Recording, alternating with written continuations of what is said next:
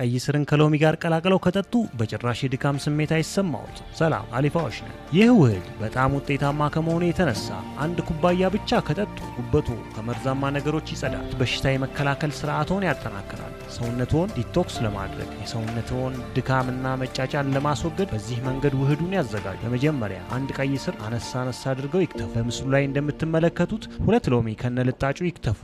ቀጥሎ አንድ ራስ ዝንጅብል ከትፈው ያዘጋጁ። የተዘጋጁትን ንጥረ ነገሮች በመፍጫ ውስጥ ከአንድ ኩባያ ውሃ ጋር ይጨምሩ። ለ2 ደቂቃዎች ያክል ይፍጩት። ከዚያም ውህዱን በማጥለያ ያጣሩ። አጠቃቀሙም በቀን 1 ኩባያ ለተከታታይ 2 ሳምንታት ያህል ይጠጡ። ለጣፋጭነት 1 የሻይ ማንኪያ ማር ማከል ይችላሉ። ከ2 ሳምንታት በኋላ ጉበቶ እንደ አዲስ ስራውን ይጀምራል። ሁሉንም መርዛማ ንጥረ ነገሮች ከሰውነቱ ውስጥ ያስወግዳሉ። የምግብ መፈጨት ስርዓቶ በከፍተኛ ሁኔታ ይሻሻላል። ከእንግዲህ ድካም የሚባል ስሜት አይሰማዎትም። ይህ አዘገጃጀትን ከወደዱት ላይክ፣ ኮሜንት እና ለወዳጆ ሼር ማድረጎን አይርሱ።